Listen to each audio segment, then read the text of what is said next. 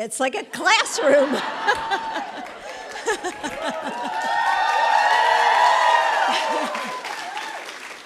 So in the intermission, were you all like dancing and everything?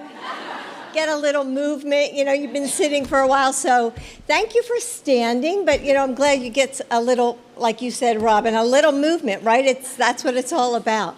So, please sit down, please. If you feel all stretched out by now. So before I begin, I just want to say I'm so glad that you got to come here today because the White House is decorated. And the theme this year is peace and light.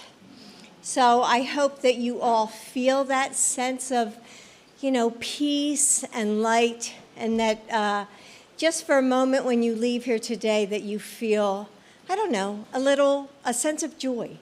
Because I think we all need we all need to feel joy now during this time of the season, during this time. So anyway, okay, now I'll start. You're all reading into that. Anyway, for decades, for centuries even, at dinner tables and in waiting rooms, in whispered conversations, when we meet our friends for coffee, women have been talking to each other about our health. Isn't that true? Yes. So today we brought that conversation to the White House.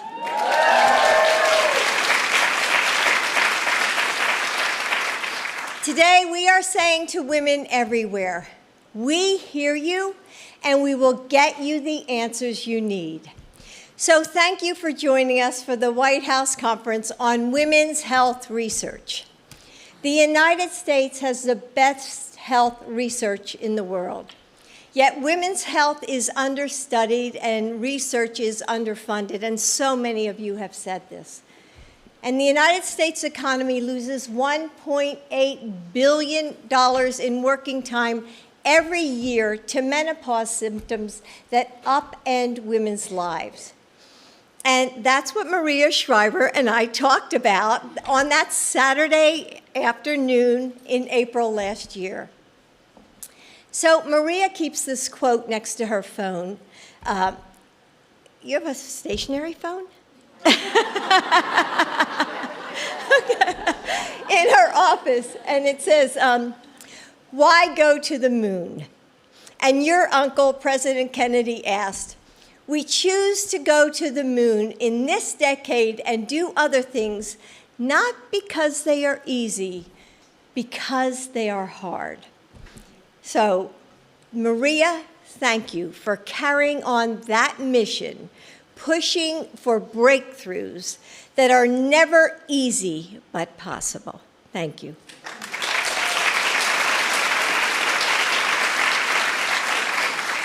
So a little more than a year ago, President Biden launched, thank you, Joe, the first ever White House initiative on women's health research. Building on the foundation of decades of work in women's health from many of you in this room. And Carolyn made sure yesterday, as we were doing speech prep, that I understood. She said, Jill, I know that we're doing this now, but there are some women like Carolyn who's been doing this research forever and ever and ever. And I just want you to say, we recognize that. So,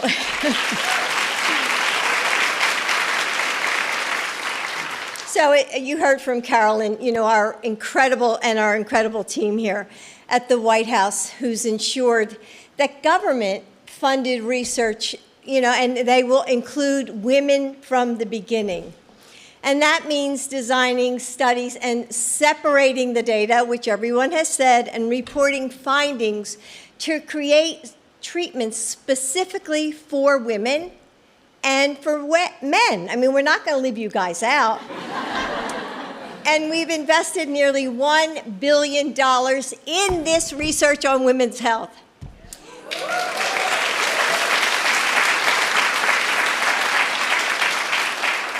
So over this past year, I've traveled around the country And I have met, honestly, some really incredible researchers.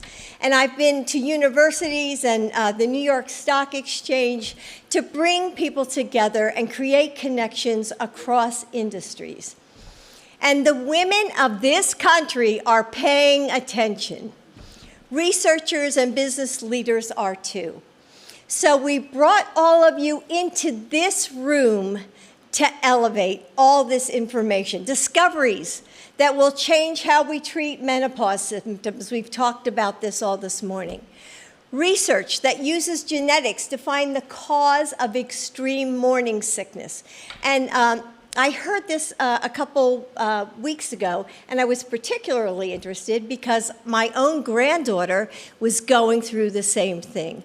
Because we're going to be great-grandparents.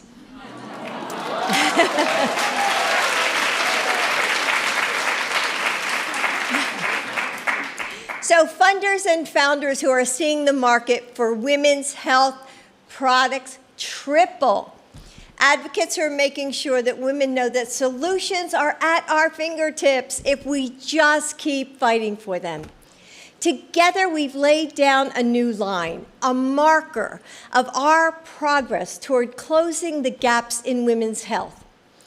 Everything that you've heard today, and hasn't it been like so informative and fascinating? I mean, I love these forums because I always learn something new. It's just so inspiring because this is our new normal. And today isn't the finish line. It's the starting point. We, all of us, we have built the momentum. Now it's up to us to make it unstoppable. It has been the honor of my life to serve as your First Lady and to join you in this work. But my work doesn't stop in January when Joe and I leave this house. I will keep building alliances like the ones that brought us here today. And I will keep pushing for funding for innovative research.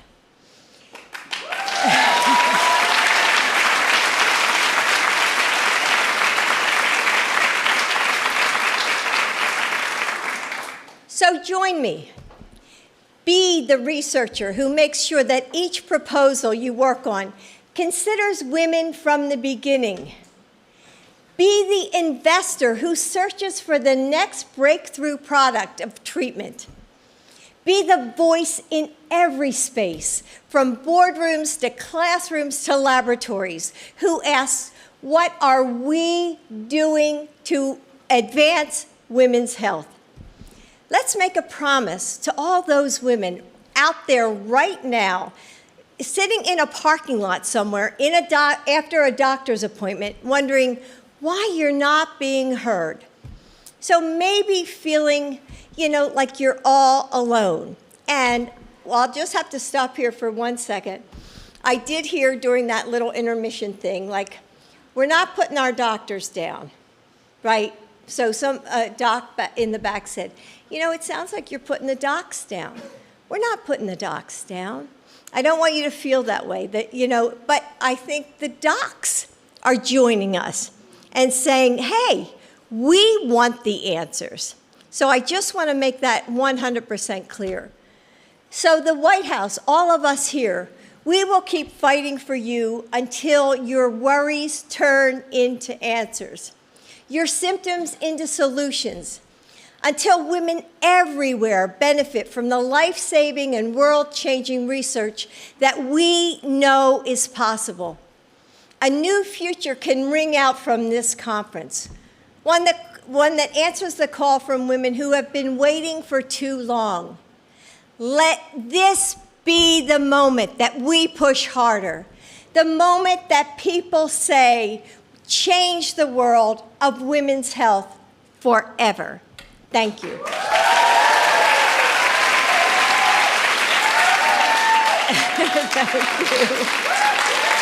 Thank you. Thank you.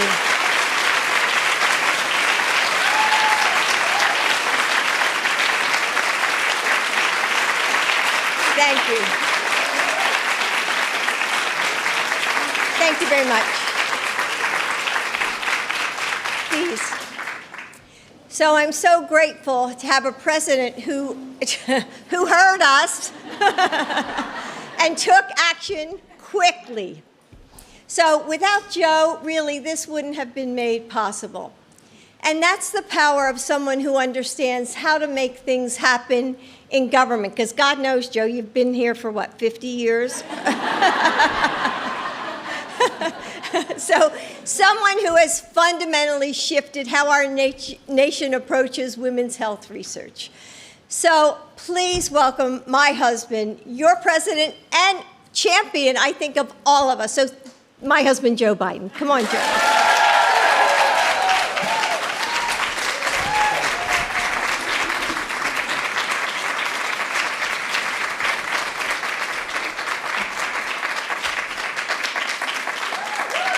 Thank you.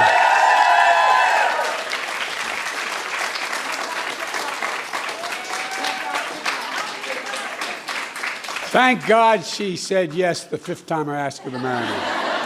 Please, have a seat. You know, as they used to say in the Senate, a point of personal privilege. When no man deserves one great love, let alone two, when I was introduced to Jill, my youngest brother, said, "You'll love her. She hates politics." Well, look, hello, everyone. My name's Joe Biden. I'm Jill Biden's husband. Let's be honest, we wouldn't be here today without Jill. Across our administration and across Congress, across the country, the work we're doing on women's health research is some of the most important work this administration has ever done. And I've always believed that our nation is at its best when we plumb the endless possibilities that exist for all our women and girls. That includes their health. Women are half our population, to state the obvious.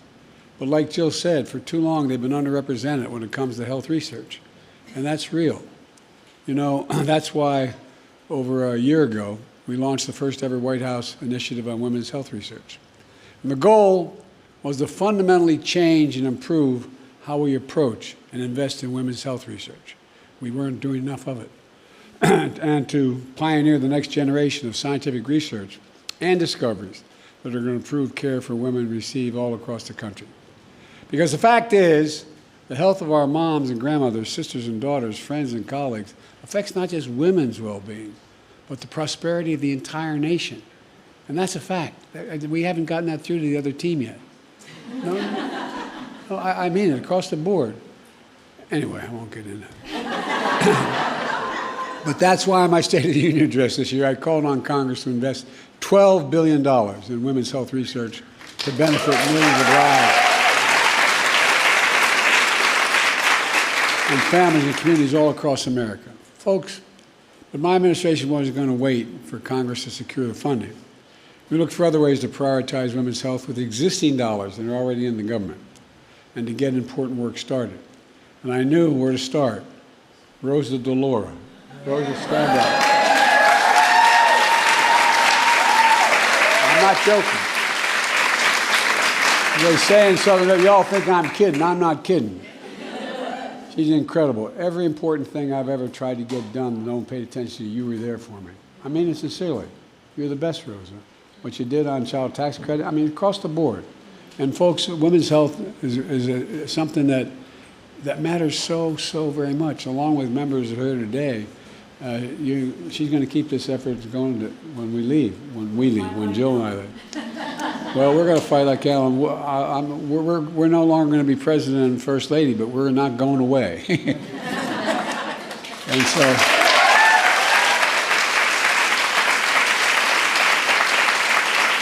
along with other members here like Diane and Lauren. Where's Diane? There you go. Stand up, kiddo. Let me see you. And Lauren, thank you. So I'm so proud that to date we've secured $1 billion so far in women's health research from different government agencies. You know, our new agency, ARPA-H, which is patterned after it's called Advanced Research Projects and Agencies for Health, is based on DARPA, which is the Defense Department program, or Advanced Research and Projects Agency. That drove breakthroughs. The Defense Department broke breakthroughs in everything from the internet to GPS. it had a big budget for doing everything else, but it also had this specific individual budget. And ARPA-H does for biomedicine what DARPA does for technology, driving breakthroughs to prevent, detect, and treat diseases including cancer, Alzheimer's, diabetes, and so much more. We're using their funding to drive breakthroughs in women's health and ovarian cancer and menopause and migraines and high blood pressure for pregnant women. The National Institute of Health is using their funding to break down the silos. A lot of silos in government, a lot of silos across America, to make more progress and do it more quickly. For example, we know that heart disease is the leading cause of death for women, but we don't know enough about how menopause may affect heart disease. And that's going to change now. We're going to learn so much more. And the Department of Defense is dedicating funds to research women's health issues like arthritis, cancer, chronic fatigue that affect women in the military. But this research is going to benefit all women, all women. Our work doesn't stop here. Look, you know, in addition to launching the Women's Health Research Initiative earlier this year, I signed an executive order that directing the most comprehensive set of executive actions ever taken in the history of this country to improve women's health issues. And look,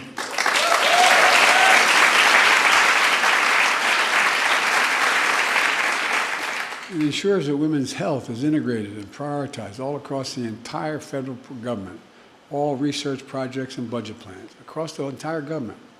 It spurs new research and innovation, a wide range of women's health needs throughout their lives. And it does so much more, so much more. Folks, there's literally never been more comprehensive effort from the federal government to spur innovation in women's health research in our entire history. And thank you, by the way, kiddo. I mean, if I can digress for a moment, I have been the beneficiary of a lot of the research been done. I had 2 cranial aneurysms, 2 9-hour operations. Took the top of my head off twice, couldn't find a brain the first time. But all kidding aside, I mean, research is going on across the entire world. I visited every single solitary major health center in the world, 7 of them. And, you know, a lot, what happens even in not just women's research, but, you know, docs who are great, they walk by the mirror and they see a Pulitzer Prize, a Nobel Prize about to be won rather than sharing the data. But that's all changing. That's all changing. And this initiative lays the groundwork for discoveries and research for generations to come. Mark my words. And the benefits we gain tomorrow will happen because we made the decision to do something about them today, now. And all of you in this room are leading the way, and that's not hyperbole, you really are. It's a hell of a combination of people to make things change. Let me close with this. And my daughter Ashley is sitting here. She works for women. She runs a women's health center shelters in Philadelphia. And you know, this holiday season is time not for gratitude, but for reflection. Gratitude's important, but we got to reflect on what's going on. And let me say to you that it's been an honor in my life to serve as your president the last 4 years. But I'm forever grateful. I really am. But it's not a joke. We're blessed to live in America. We're blessed to live in America. I've been over 140 countries. I mean, but for the grace of God, it could have been born in a lot of other places. Literally the greatest country on earth. That's who we are. But we got to raise up even more than we are now. I often say America can be summed up in one word. I was on the Tibetan plateau with Xi Jinping, and he said, "Can you define America for me?" And this is all on the record. I said, "Yes, one word, possibilities." Think about it. We're the only nation in the world where people, they think there's arrogance in that. But we've never failed to get things done when we set our mind to it. It's all about possibilities. Anything's possible. That's what the Women's Health Research Initiative is all about. Possibilities. You know, and that's what this conference is all about. That's what you're all about. Researchers, innovators, investors, businesses, advocates, elected officials, public, private, and nonprofit leaders, unleashing the drive and discovery and the talent and imagination that you have in this room. a spirit of innovation inherent in who you guys are. I really mean it. Think about it. Turn and look at the people to your left and right who you know are engaged in this. It's all about the possibilities and belief we can do things, we can change things fundamentally. I think inherent in the American conscience, setting a bold vision and taking concrete steps to make our dreams reality. Holding on to one more thing that we can never lose: hope. Hope, hope, hope. Because what we need to raise the expectations of the American people up. We got to let them know we haven't forgotten. Whether it's in business or labor or whether it's politics, whatever, we haven't forgotten. You guys go out there, you take care of all these folks. Guess what? How many think that we just sort of forgotten? Why haven't we focused? Because of you and your fearless determination, you're making real progress. You're really making progress. There's still so much more to do, and we're going to take all of us to get it done. I know it's a battle, but I know I have a hell of an army here. You know, when I look around at all of you here today, and I mean this sincerely, I know it's a battle we're going to win. We're going to win this battle. You just have to remember who in the hell we are. We're the United States of America. And there's nothing we've ever set our mind to we've been unable to do when we've done it together. It's not beyond our capacity when we work together. And that's what you're all doing, working together. And so I want to close by thanking my wife for Jill. I tell you, like I said, when we got married, my brother said, "Don't worry, she didn't like politics." Well, I tell you what, you stepped up, kid. You stepped up. And in case you wonder, when she speaks, I listen. Thank you all so very, very much. Let's get this done. Thank you. Distinguished guests, please remain in your seats as the President and the First Lady depart.